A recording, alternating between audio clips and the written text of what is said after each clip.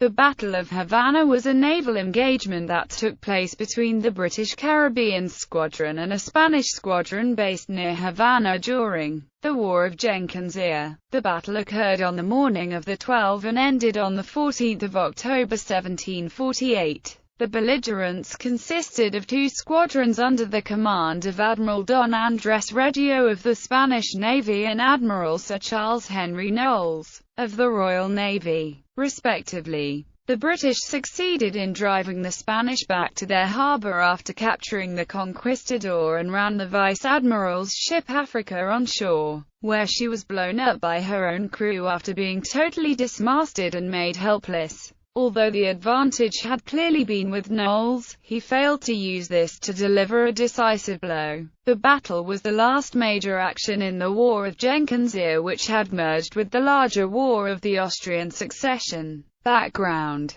by 1747, actions fought between Great Britain and Spain in the Americas during the War of Jenkins' Ear had led to stalemate. British forces had failed to subdue any of the Spanish colonies and had lost heavy casualties as a result, while Spain had also failed to subdue any British colonies. Naval warfare did not play a significant role in the outcome of the War of Austrian Succession. There were, however, a few individual actions of importance. The rise to prominence of 1st Baron George Anson of the Royal Navy through his raiding of Spanish possessions off the west coast of the Americas in 1740 during his circumnavigation of the globe. Britain's blockade of Toulon, which effectively paralyzed a combined Franco-Spanish fleet based there and also interdicted this port's potential role as a base for convoy activity until the Battle of Toulon on February 11,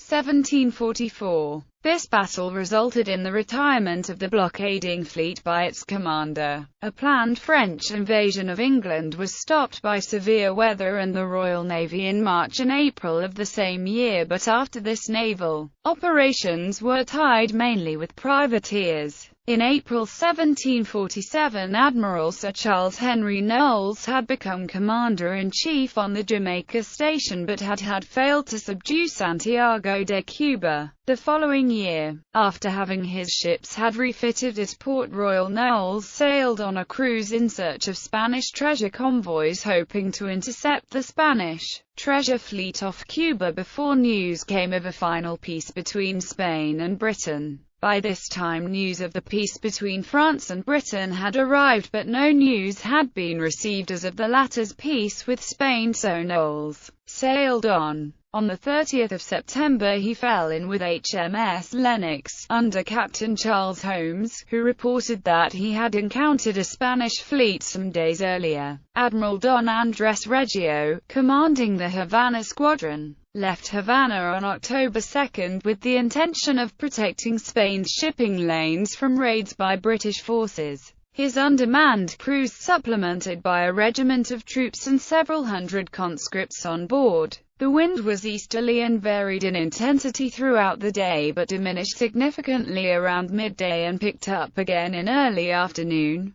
Battle. On the morning of October 1, 1748, the Havana squadron under the command of Admiral Don Andrés Reggio was sailing north in a disorganized formation off of Havana. Reggio sighted what he believed to be a Spanish convoy, and thus with the intention of offering escort to this squadron, he signaled his command to bear directly on a course to intercept it. Around the same time, Admiral Sir Charles Henry Knowles, commanding the British Jamaican squadron, sighted a formation of vessels on a course directly towards him and immediately signaled his own squadron to form line ahead bearing north. His intention was to put sufficient distance between himself and the Havana squadron which would enable him to gain the weather gauge and close in. Reggio realized the convoy he had sighted was in actuality the British Jamaican squadron. Immediately he signaled his command to steer to leeward to facilitate the formation of a line ahead, bringing him to almost the same course as Knowles.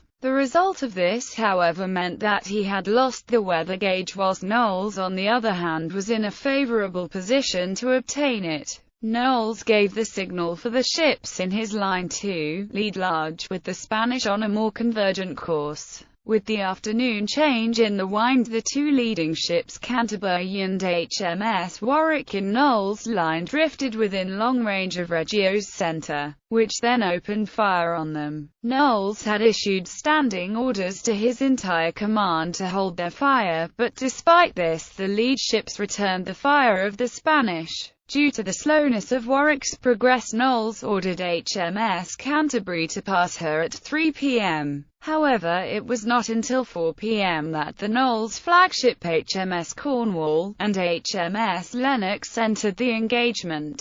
This time the combined British ships battered the Spanish and inflicted heavy damage on Conquistador, which had soon lost fore and mizzen masts and could only maneuver in a small way. Cornwall held its fire until shortly after 4 p.m. when it comes within pistol range and unleashed a broadside into Reggio's Africa. Ahead, HMS Strafford poured broadsides into Conquistador while Lennox joined the action from astern. At 4:30 p.m. HMS Strafford came up close and fired a devastating broadside into the Conquistador, after which she was unable to reply. Within less than an hour, Conquistador was battered out of the Spanish line, its captain and two lieutenants lying dead, and so soon after struck Strafford before another broadside could any more damage.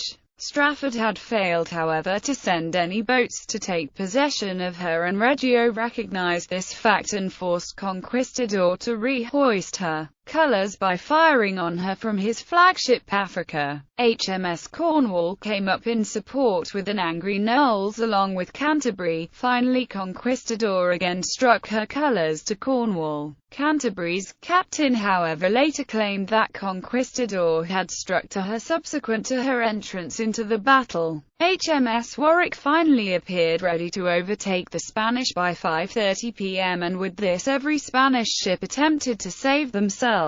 Strafford and Canterbury attempted to wrest away Africa, while HMS Tilbury and HMS Oxford pursued the vice flag Invincible. By 9 p.m. Invincible appeared silenced, but the British were too weak to prevent its escape. HMS Cornwall, having been slowed down by the loss of her fore topsail, but Strafford and Canterbury pounded Africa until its main and mizzen masts fell. However, with night falling fast, the Royal Navy ships are unable to pursue, so break off at 11 p.m. to begin setting up jury rigging and claw back out to sea. Of Reggio's squadron, 4 ships returned to Havana's harbour, whilst Conquistador had been captured during the action. Invincible had suffered heavy damage and avoided capture by a very narrow margin. Africa, the flagship, was dismasted and badly damaged that she retreated into a small bay 25 miles east of Havana to make repairs. Knowles, with the lead part of his squadron, Cornwall and Strafford, headed eastward on October 14 and soon discovered her and opened fire. The stranded crew cut Africa's cables, set her on fire and ran on her on shore. An hour later, further helped by British cannon fire, she blew up.